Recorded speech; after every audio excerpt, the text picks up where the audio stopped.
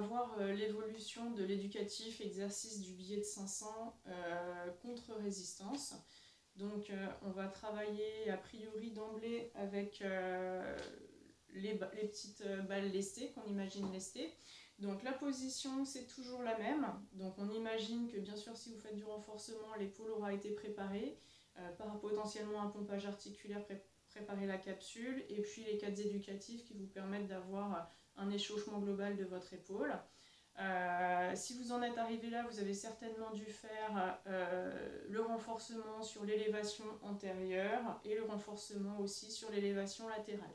Donc le billet de 500 en renforcement, ça peut se faire de cette manière-là, avec des poids légers pour commencer, en position corrigée, intégration du périnée pour corriger les lombaires, autograndissement, recentrage des omoplates en bas et en dedans, autograndissement avec correction du port de la tête.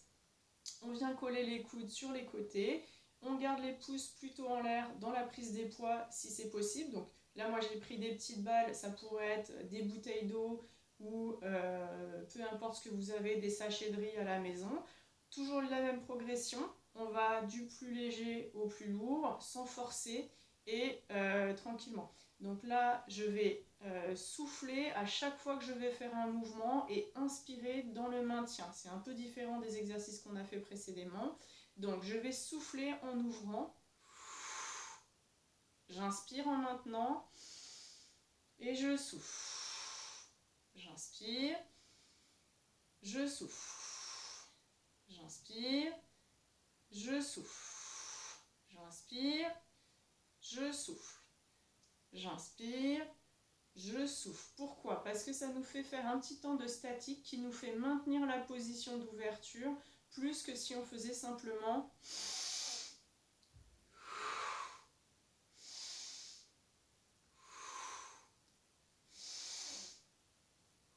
soyez toujours vigilants, hein. Là je vois que ça s'ouvre un tout petit peu au niveau du creux du coude.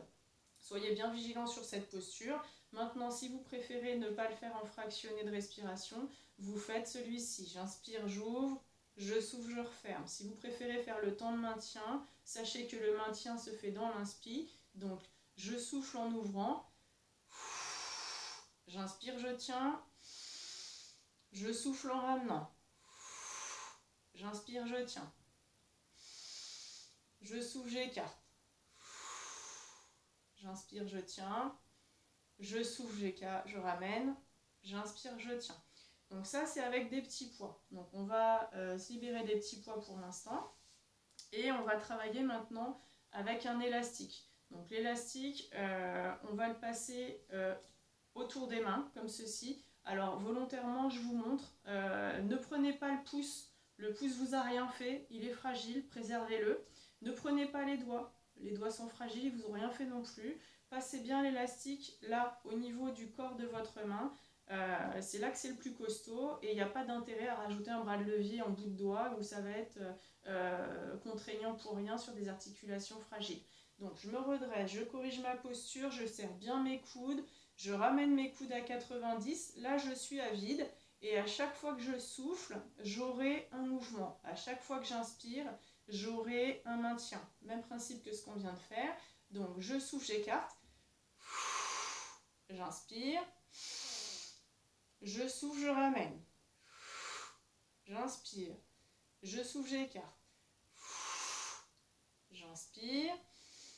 Je souffle, je ramène. J'inspire. Je souffle, j'écarte. J'inspire. Je souffle, je ramène. J'inspire. Alors quand je ramène pas au repos. Je laisse toujours une petite prétention. C'est plus facile à tenir, mais je suis toujours dans mon exercice. D'accord? Ce qui permet de faire par exemple 10 fois enchaîné sans avoir remis l'épaule à zéro. Donc on reprend. Je souffle, j'écarte. J'inspire. Je fais attention à mon coude. Je souffle, je laisse. J'inspire. Je souffle, j'écarte. J'inspire. Je souffle, je ramène. J'inspire. Je souffle, j'écarte.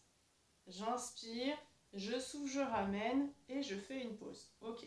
Une fois qu'on a fait ça, on a travaillé les deux épaules en même temps.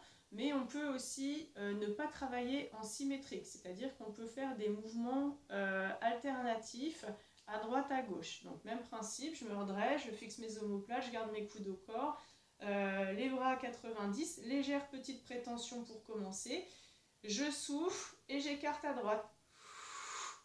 J'inspire. Je souffle. Je contrôle, je ramène en position de travail facile. J'inspire. Je souffle, j'écarte à gauche. J'inspire. Je souffle, je ramène. J'inspire. Je souffle, j'écarte à droite. J'inspire. Je souffle, je ramène. J'inspire. Je souffle, j'écarte à gauche.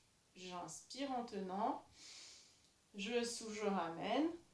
J'inspire. Je souffle, j'écarte à droite. J'inspire en maintenant. Je souffle, je ramène.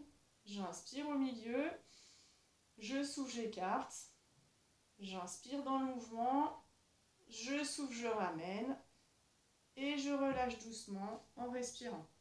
Donc une fois que vous avez fait ces petits renforcements, pensez bien à remettre les muscles à zéro, étirement, assouplissement. Pensez bien à vous hydrater et également, s'il y a douleur, de vous poser des questions.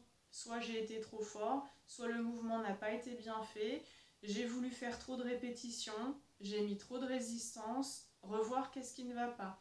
Attention, si c'est une douleur articulaire et que le mouvement a été mal fait, je vous conseille de revenir sur les éducatifs et de ne pas passer à la phase de renforcement pour l'instant.